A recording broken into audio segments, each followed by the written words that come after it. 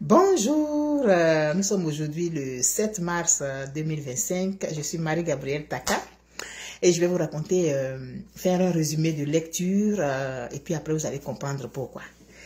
C'est l'histoire de Magali, une jeune fille qui est née en France, qui a rencontré un jeune homme et puis qui allait le présenter à sa grand-mère, mais celle-ci, elle a dit qu'elle ne voulait pas de celui-là.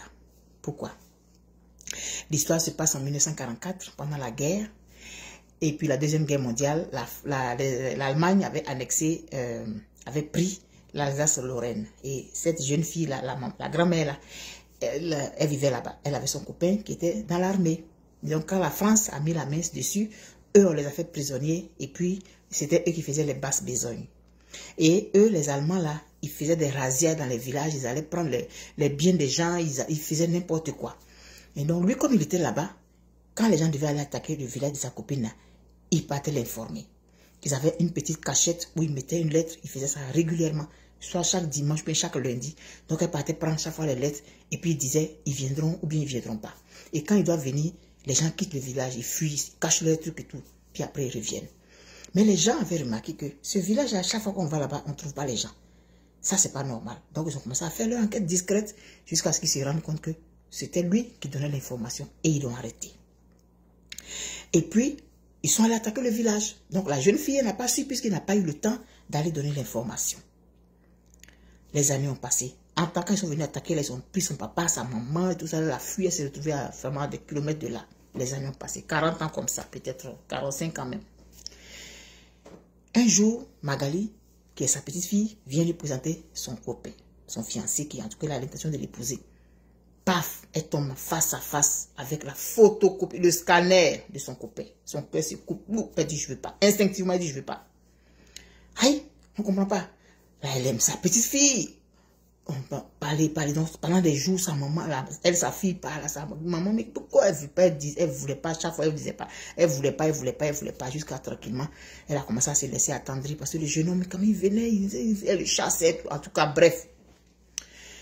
Et puis un jour, elle a dit, bon, d'accord, il faut le faire venir. Donc il est venu et elle lui a demandé, tu es le petit-fils à qui? Parce que pour elle, puisque Magali est sa petite-fille, donc il est absolument le petit-fils de quelqu'un.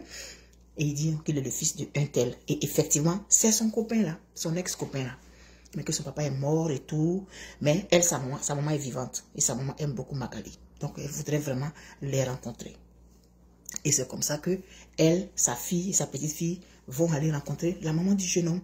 Et c'est là que la maman du jeune homme, parce qu'elle s'est rendue compte, effectivement, elle a expliqué que finalement, c'était mon copain et tout. Et c'est comme ça que la maman du jeune homme va raconter maintenant à la grand-mère de Magali que son mari qui est mort n'a jamais cessé de l'aimer. Il lui a raconté ce qui s'est passé tout le temps jusqu'à son dernier souffle. Il ne faisait que parler d'elle. Il s'est marié très tard. C'est pourquoi il avait un fils qui avait l'âge de elle, sa petite fille. Quand on l'a libéré, c'est qu'ils sont allés attaquer le village maintenant et qu'ils ont fait ce qu'ils avaient à faire. On l'a libéré de la prison de l'armée là. Il s'en va dans le village, plus personne. Il n'a plus jamais revu la jeune dame. Et il a eu ça sur son... En tout cas, il n'était pas bien jusqu'à ce qu'il meure. Mais il a eu le temps de faire un enfant et puis tout. Et elle dit maintenant qu'il n'a jamais cessé de vous aimer. Et son rêve, c'était de vous rencontrer un jour. Et je pense qu'aujourd'hui, son rêve s'est réalisé, plus ou moins, puisque c'est son fils qui vous a amené aujourd'hui. Et puis donc, mais la lettre, vous avez fait une lettre. Elle dit quoi? Elle dit oui, vous avez fait une lettre. Parce que quand les gens s'étaient rendus compte, quand les gens ont soupçonné là, ils ont attaqué plus tôt que prévu. Donc ça fait qu'il n'a pas eu le temps de vous écrire pour vous envoyer, pour venir vous déposer. Puisque il déposait les lettres là régulièrement, c'était une fois par semaine. Il n'a pas pu venir parce qu'ils ont été proactifs. Elle a pleuré jusqu'à... C'est la vie. Je raconte cette histoire-là pour dire que la vie, elle a des retournements incroyables. Jamais, jamais, jamais de sa vie, elle n'a pensé que sa petite fille allait être la femme de son ancien copain. Et lui, il n'a jamais pensé aussi que son fils allait se marier à la petite fille de sa copine. C'est la vie qui fait des choses comme ça. Je fais cette vidéo parce que on a annoncé que Babo Kone a gagné son procès. Il ne sera pas extradé. Et il y a des gens qui ne sont pas contents. Moi, on va dire à la limite, tu dois être habitué maintenant, mais moi, ça me choque tout le temps. Ça me choque tout le temps que, au nom de la prétendue politique qu'on fait chez nous, on puisse souhaiter le malheur à son frère. Oui, son frère.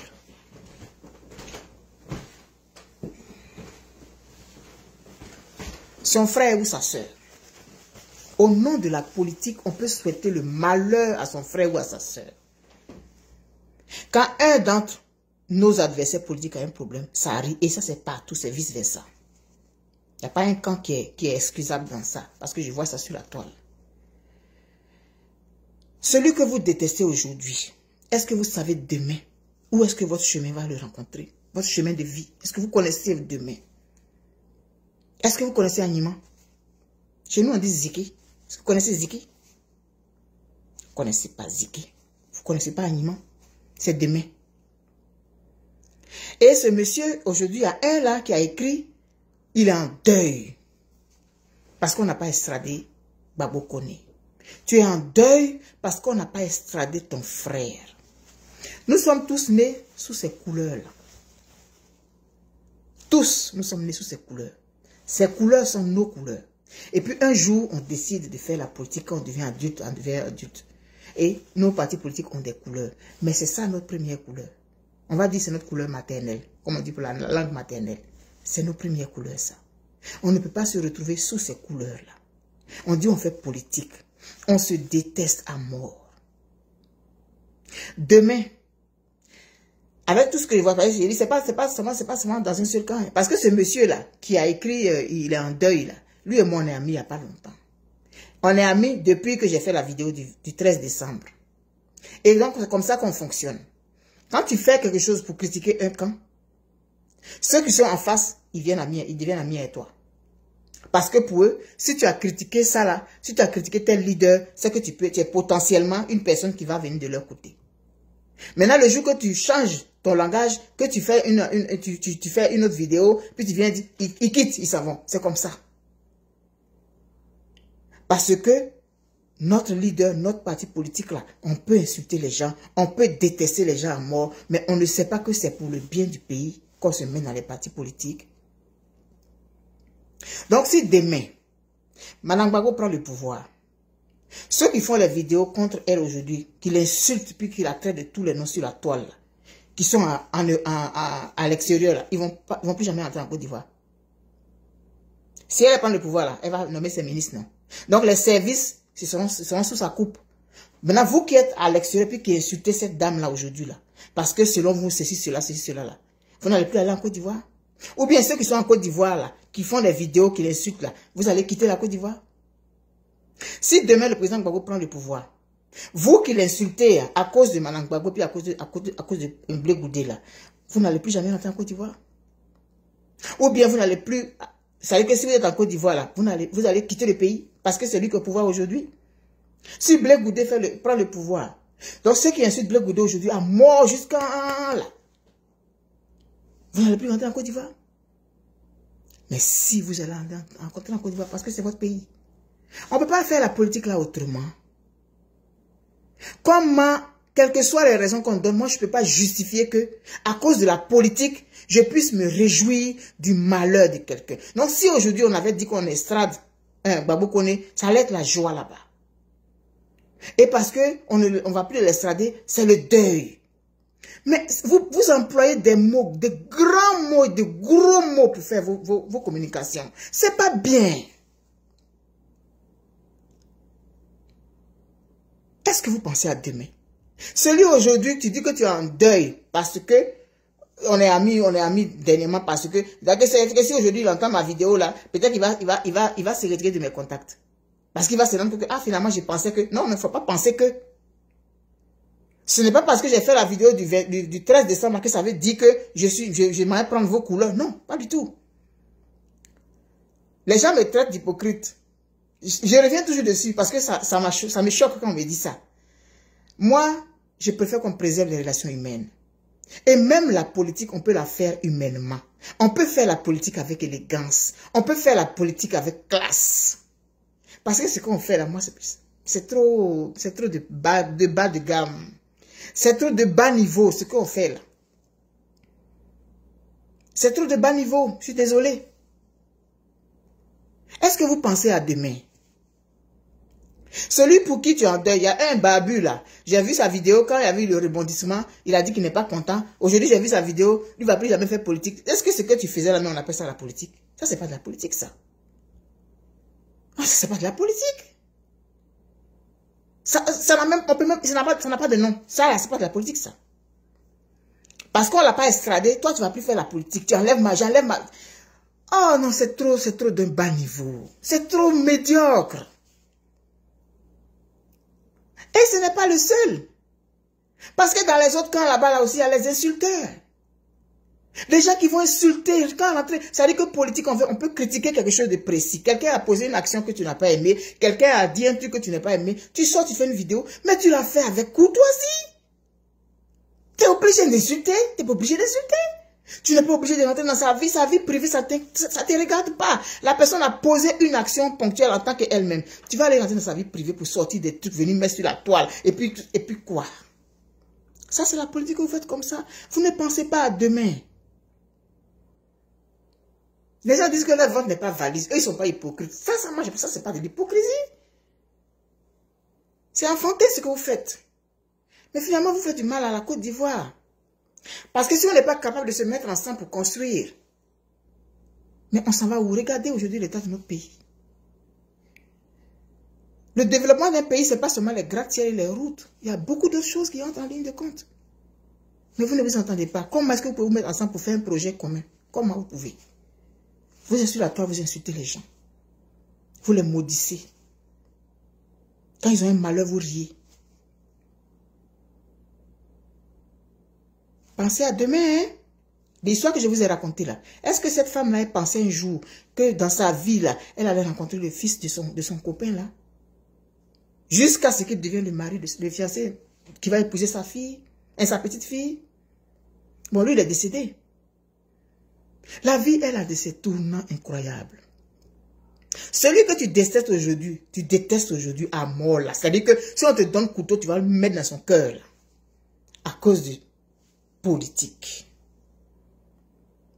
Politique. La politique, on l'a fait pour construire notre pays. C'est un game. Chacun vient au début des élections, il va venir, il montre, ouais, moi je peux faire ça, voilà ce que moi je peux faire, et puis chacun va construire là. Pour nous là, c'est quoi?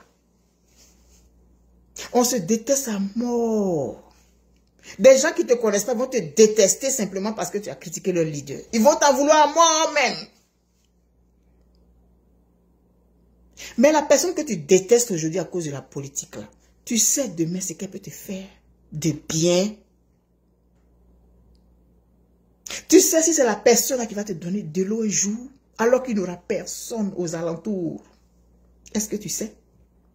Est-ce que tu sais qui va être quelque chose demain dans ce pays-là? Préservons les relations humaines parce que demain arrive.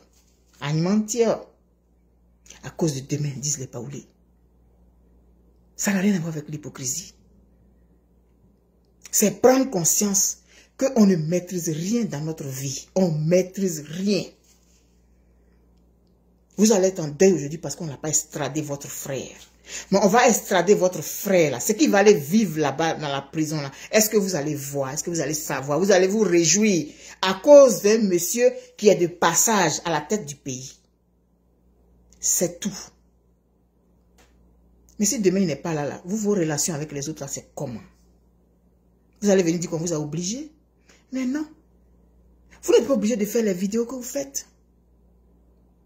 Vous n'êtes pas obligé d'insulter Mme Gbagbo. Insulter le président Gbagbo. Insulter Blé Koudé. Vous pouvez critiquer des comportements ou des décisions. Mais quand on critique, même encore, vous venez insulter les gens parce qu'on a critiqué. Et vous êtes tous comme ça. Comment est-ce qu'on va s'en sortir? Vraiment, je vous exhorte, je vous en prie. Mettez de l'eau dans votre vin. Et puis dites-vous que vous êtes tous en train de vous battre pour la Côte d'Ivoire. Donc à un moment donné, il va falloir mettre vos forces ensemble pour ce pays-là. Mais si vous ne vous parlez pas aujourd'hui, demain, si le président Gbagbo prend le pouvoir là, donc il ne va pas avoir un ministre de Blé Goudé dans son gouvernement. Il ne va pas avoir un ministre du MGC dans son gouvernement. Il ne va pas avoir un ministre du FPI dans son gouvernement. Il ne va pas avoir un ministre du RDA dans son gouvernement. On peut faire la politique avec plus de classe que ça. On peut faire la politique avec plus d'élégance que ça. Parce que ça laisse vraiment à désirer. Je vous en prie. Mettez de l'eau dans votre vin. C'est normal que chacun fasse des calculs parce que chacun veut prendre le pouvoir. Mais vous qui êtes sur la toile qui faites les vidéos, je vous en prie, mettez de l'eau dans votre vin pour ces 3 couleurs-là. Parce qu'on ne sait pas de quoi demain va être fait.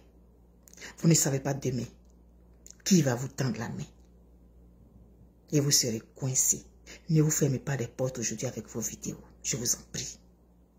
Bye.